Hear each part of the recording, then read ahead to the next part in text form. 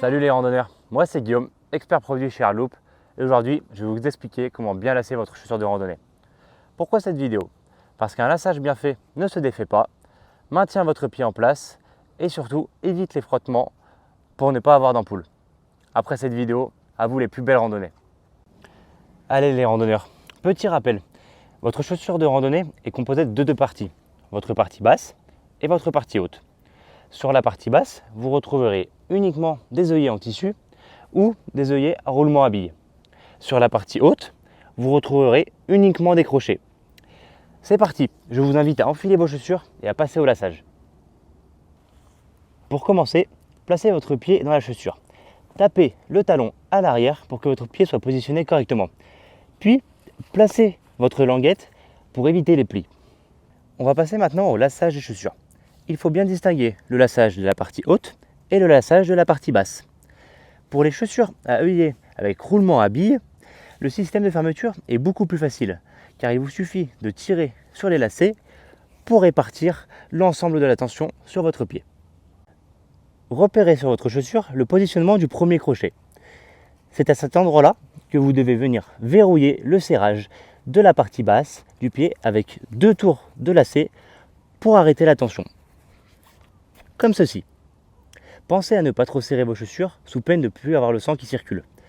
Si la chaussure a un bloqueur, dans ce cas-là, le bloqueur sert à venir verrouiller le premier lassage et vous dispense des 2 tours de lacet.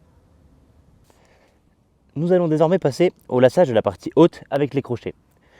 Pour continuer de lasser vos chaussures dans le sens classique, c'est-à-dire de bas en haut. Pour le dernier crochet, lacez-le en sens inverse, de haut en bas, pour terminer le serrage. Comme ceci. Cela permet de positionner le nœud final plus bas et que cela soit moins gênant lors de vos montées.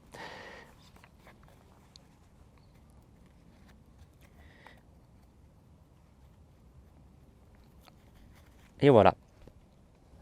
Sur des randonnées avec dénivelé, lorsque vous vous apprêtez à entamer la descente, parfois longue, nous vous conseillons de resserrer de nouveau vos chaussures, quitte à lasser en sens inverse, de haut en bas, pour avoir un meilleur maintien au niveau de votre cheville.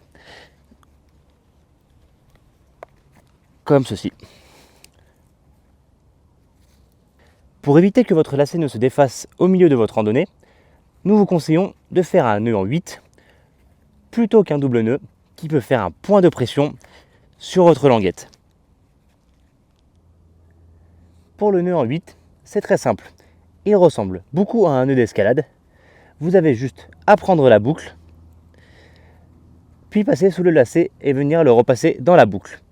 Et on fait la même chose de l'autre côté. Comme ça, à chaque pas, les lacets se resserrent sur eux-mêmes et ne se défont pas.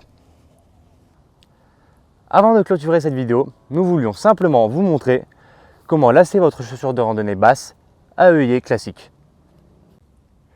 Pour répartir la tension sur l'ensemble de votre pied, il vous suffit de serrer boucle après boucle en maintenant à chaque fois la boucle précédente.